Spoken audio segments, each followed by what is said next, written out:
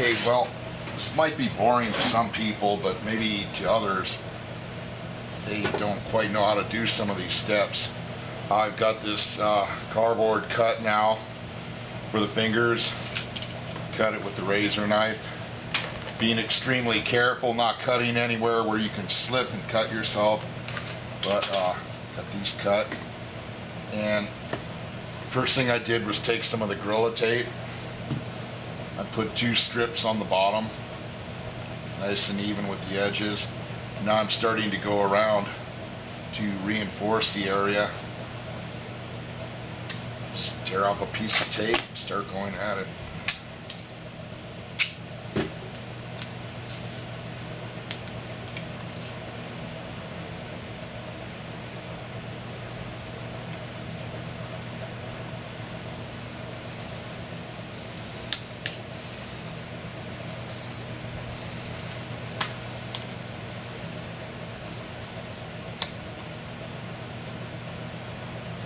Pull nice and taut on it, but not too taut to collapse your little triangle tube structure. Just smooth it all down. I think by taping around here and around here, this, I know for sure the Gorilla Tape acts as a good hinge. I've used it in my RC planes for years. But I think this will reinforce the area and keep it from getting any wiggle in it, because it's taped nice and tight on both sides of the hinge. So now I'm going to go ahead and do the same thing here.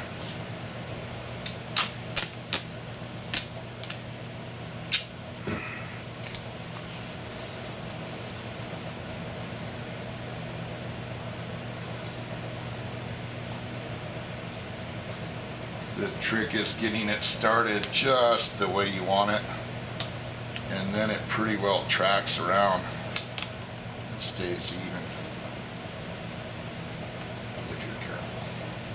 Gotta be careful. But it's not a big deal. It's not high tech or anything.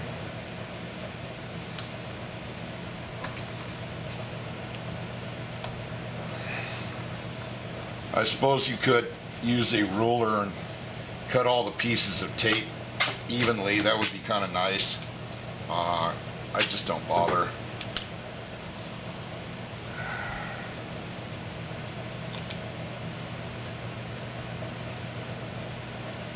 Oops. Started there a little too soon.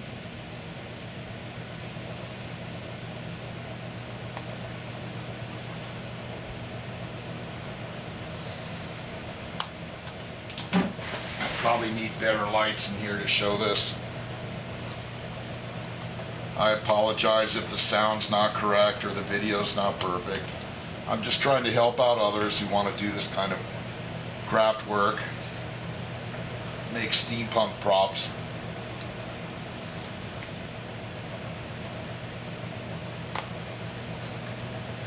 That one went on pretty good. That's starting to look like something. Because they don't meet here, I'll run a piece of tape round in the center. It just looks better.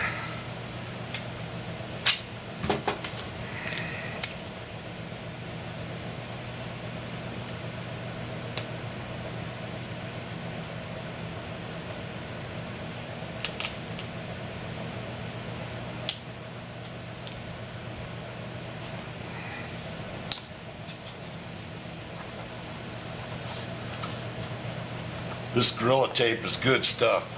Gorilla strong.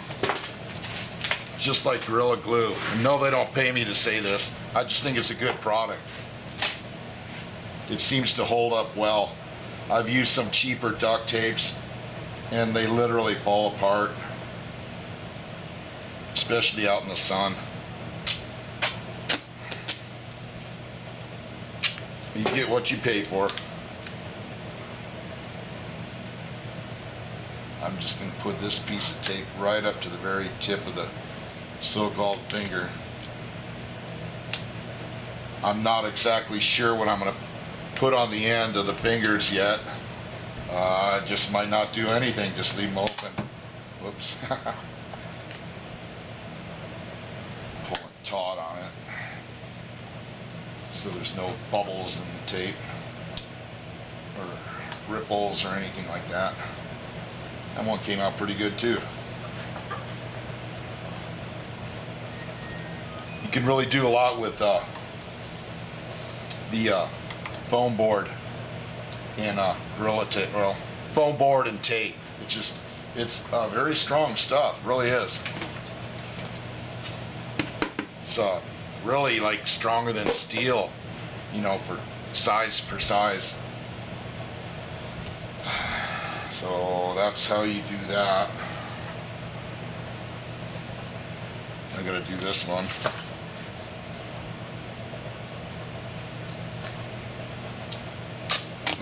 My bottom tape, I'm a little more careful with the length.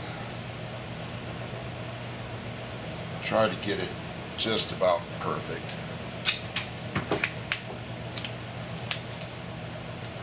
Because after all, a perfect steampunk robot will work better than one that's not perfect.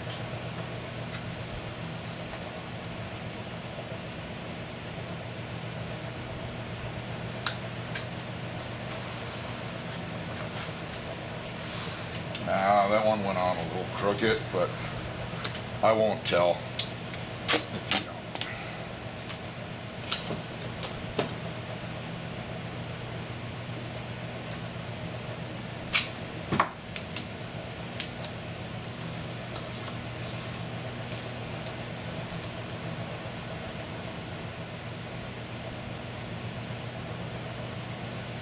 You know, and it is just a cost and prop. It's not a big deal what materials you really use to make this kind of stuff. As long as it looks good, that's all that counts. I mean, that's all that counts. Just do whatever pleases you. Don't spend a lot of money on this stuff. You don't need to. The stuff you have laying around the house, just craft store items, trash. A lot of stuff that goes out in the trash, they're really good boxes.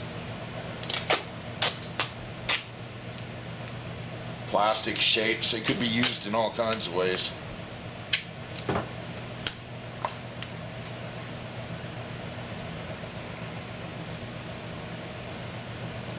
One man's trash is another man's treasure.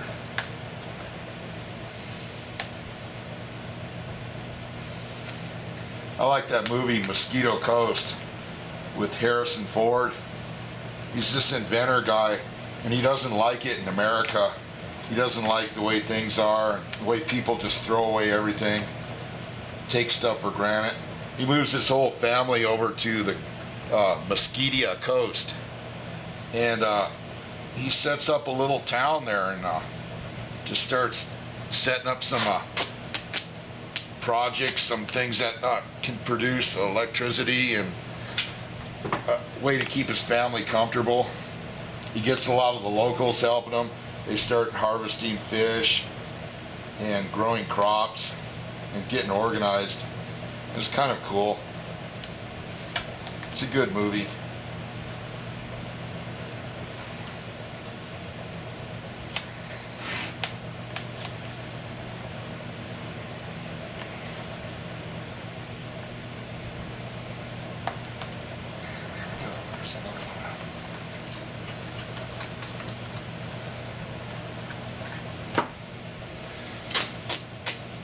Getting there.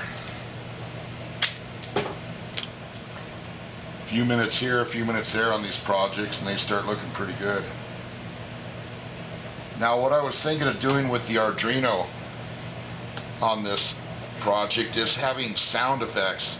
You could have all kinds of stuff. You could have clangs and bangs, mechanical sounds, steam releasing. You could record all these sounds onto your micro SD card.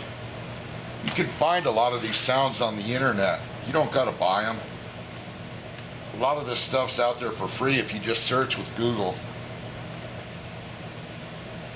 And you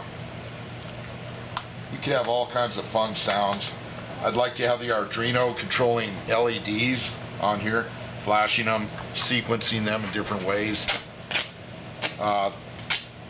These little OLED displays, the organic LED displays.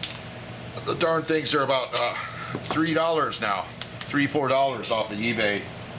You can get these and hook them up, and they display really cool stuff. You can have all kinds of text or information flashing on your display. You can even have kind of crude pictures flashing on there. And it's surprising how cheap this technology is getting. The little display is only 1 inch diagonal, if you can believe that. It's like 0.96 inches. They have one that's 1.3 inches, a little bit bigger. They have a lot of color displays too. But the organic LED displays, they're nice because they're really bright.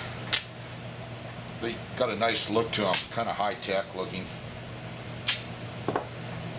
I think Steampunk should be a mix of high-tech plus old-time stuff.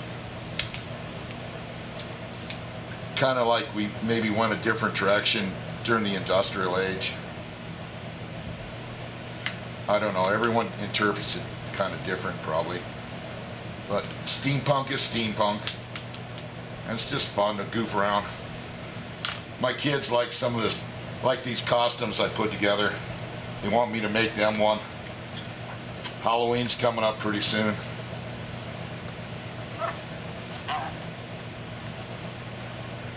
What I'd really like to do is take some of these costumes and props and go to like a convention. I want to go to a maker fair. Maker fairs just look like a lot of fun. You see a lot of stuff that a lot of people have made. I like seeing people's creations, stuff that people make when they get off their duff and they start creating gadgets in their workshop.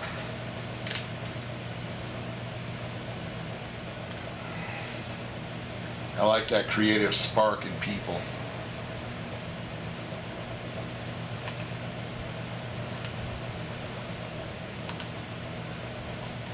There we go.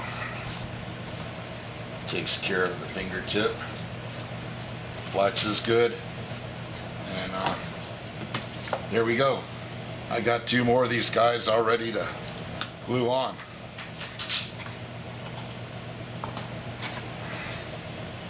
One's gonna go on here. Something like that. After I get this one glued on, I'll figure out where probably the best place for the thumb would be and which position to make it look best. Obviously, you don't want the thumb way back. You don't want the thumb way forward. You got to arrive at a happy medium. So I kind of sketched it out here. I believe I'm going to have it right about like that. So I'll stop this video for now, and I'll get the hot melt glue gun going and maybe show you some more boring stuff if you guys are even interested. But hey, thanks for watching, and I'll see you.